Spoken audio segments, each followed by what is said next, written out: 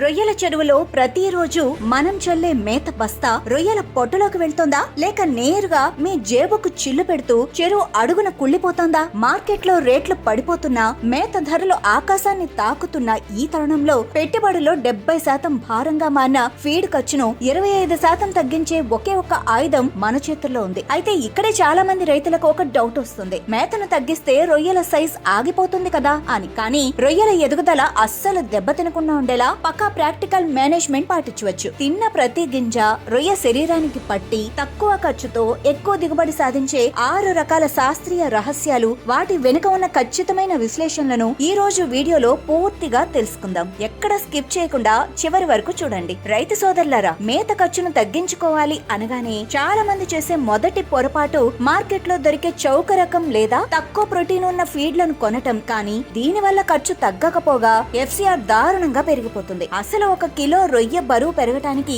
ఎన్ని కిలోల మేత అవసరమనేది ఈ FCR సరైన పద్ధతి పాటిస్తే ఇది 1.1 నుండి 1.2 లోపు ఉండాలి. కానీ అవగాహన లేకపోతే 2.2 దాటిపోతుంది. అంటే మీరు వేసే మేత సగానికి పైగా నీళ్లలో కరిగి బూడదవుతోందని అర్థం. రొయ్యల సైజ్ పెరిగే కొద్దీ వాటి బాడీకి కావాల్సిన ప్రోటీన్ అవసరాలు మారుతూ ఉంటాయి. ఈ విషయం తెలియకుండా అన్ని సైజులకు ఒకే రకమైన మేత వేస్తే పెట్టుబడి వృధా అవుతుంది. అంతర్జాతీయ పరిశోధనల ప్రకారం రొయ్యల ఎదుగుదలకు ఏ స్టేజ్ లో ఎంత ప్రోటీన్, ఫ్యాట్ కావాలో ఇప్పుడు స్క్రీన్ పై చూద్దాం. 0.0 నుండి 0.5 గ్రాముల సైజు పోస్ట్ లార్వా ఉన్నప్పుడు 45% ప్రోటీన్ మరియు 7.5% ఫ్యాట్ ఇవ్వాలి. 0.5 నుండి 3.0 గ్రాముల సైజు ఉన్నప్పుడు 40% ప్రోటీన్ మరియు 6.7% ఫ్యాట్ ఇవ్వాలి. 3.0 నుండి 15.0 గ్రాముల సైజు ఉన్నప్పుడు 38% ప్రోటీన్ మరియు 6.3% ఫ్యాట్ ఇవ్వాలి. 15.0 నుండి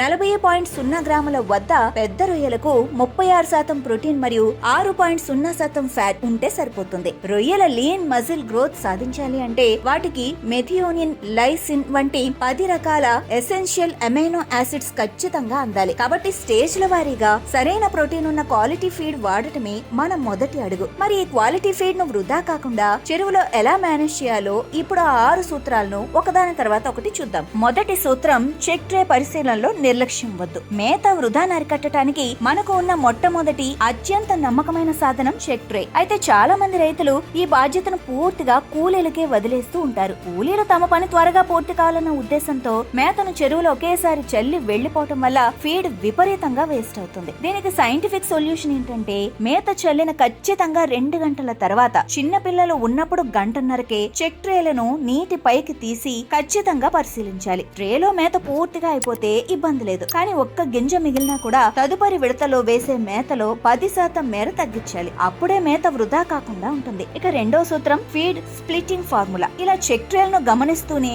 మనం అమలు చేయాల్సిన రెండో ముఖ్యమైన టెక్నిక్ మేత వేసే విడతలను పెంచడం. దీన్నే ఫీడ్ స్ప్లిట్టింగ్ అంటారు. చాలా మంది రైతులు రోజుకు 2 సార్లు మాత్రమే ఎక్కువ మొత్తంలో మేతను చెరువులో చల్లుతూ ఉంటారు. రొయ్యల జీర్ణ వ్యవస్థ చాలా చిన్నదిగా ఉంటుంది. అవి ఒకేసారి అంత మేతను తినలేవు. దీనివల్ల మేత ఎక్కువ సమయం నీటిలో ఉండి కరిగిపోయి దానిలోని పోషకాలన్నీ వృధా అవుతాయి. అందుకే రోజువారీ మేతను రోజుకు కనీసం 4 నుండి 5 విడతలుగా విభజించి తక్కువ మోతాదులో ఇవ్వాలి. కొద్ది కొద్దిగా ఎక్కువ సార్లు మేతను అందించినప్పుడు రొయ్యలు ప్రతి గింజను వృధా కాకుండా తింటాయి. దీనివల్ల నీటి నాణ్యత దెబ్బతినదు మరియు మేత ఖర్చు గణనీయంగా తగ్గుతుంది. ఇక మూడో సూత్రం, వాతావరణం మరియు మౌల్టింగ్ ఆధారిత సర్దుబాటు. ఫీడ్ స్ప్లిట్టింగ్ ఎంత ముఖ్యమో మారుతున్న వాతావరణాన్ని బట్టి మేతను అడ్జస్ట్ చేయటం కూడా అంతే ముఖ్యం. ఇది మన మూడో సూత్రం. ఆకాశం మబ్బుగా ఉన్నప్పుడు లేదా వర్షం పడుతున్నప్పుడు రొయ్యల మెటబాలిజం దారుణంగా మందగిస్తుంది. ఆ సమయంలో వాటికి ఆకలి వేయదు. కాబట్టి వర్షం లేదా మబ్బులు పట్టిన రోజుల్లో రోజువారీ మేతలో ఖచ్చితంగా 10% తగ్గించాలి. అలాగే చెరువులో అమ్మోనియా లేదా నైట్రేట్ వంటి విషవాయువుల లెవెల్స్ ఎక్కువగా ఉన్నప్పుడు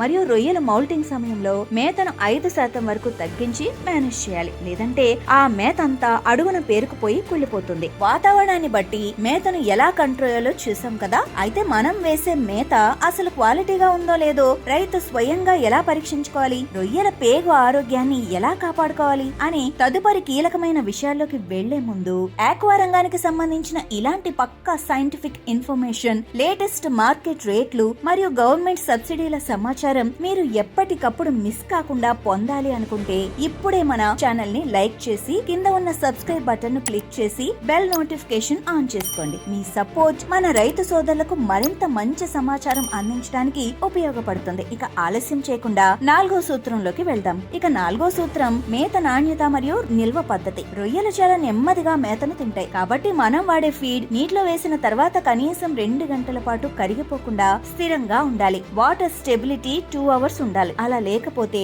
రొయ్యలు తినక ముందే పోషకాలన్నీ నీళ్లలో కరిగిపోతాయి. అలాగే ఫీడ్ లో ఫాస్ఫరస్ 0.9% ఉండాలి మరియు కాల్షియం 2.3% మించకూడదు. కాల్షియం ఫాస్ఫరస్ రేషియో 1:1 నుండి 1:1.5 వరకు మెయింటైన్ అవ్వటం చాలా ముఖ్యం. దీనితో పాటు రొయ్యల గట్ హెల్త్ కూడా అంతే కీలకం. రొయ్యలు తిన్న మేత 100% దానికి అరిగి ఒంటికి పట్టాలి అంటే మేతలో క్వాలిటీ గట్ ప్రోబయోటిక్స్ మరియు విటమిన్ సి కలిపి జెల్ బైండర్ ద్వారా ఇవ్వాలి. ఈ మంచి బ్యాక్టీరియా పేగుల్లోని హానికర బ్యాక్టీరియాను తొలగించి పోషకాల శోషణను పెంచుతుంది. దీనివల్ల తక్కువ మేతలోనే ఎక్కువ బాడీ వెయిట్ వస్తుంది. ఇక చివరిగా మన మేత సామర్థ్యాన్ని 100% పెంచే 5 మరియు 6 సూత్రాలను చూస్తే రాత్రి మేత నిలిపివేయటం మరియు ఆక్సిజన్. మేత వేయటానికి ముందు చెరువులో ఆక్సిజన్ లెవెల్ సరిగ్గా ఉండాలి. మేత చల్లటానికి కనీసం 30 నిమిషాల ముందే ఏరేటర్లను ఆన్ చేయాలి. నీటిలో డిసాల్వ్డ్ ఆక్సిజన్ ఎక్కువగా ఉంటేనే రొయ్యలకు ఆకలి పెరిగి తిన్న మేత జీర్ణమవుతుంది. ఆక్సిజన్ సహజంగానే తక్కువగా ఉండే రాత్రి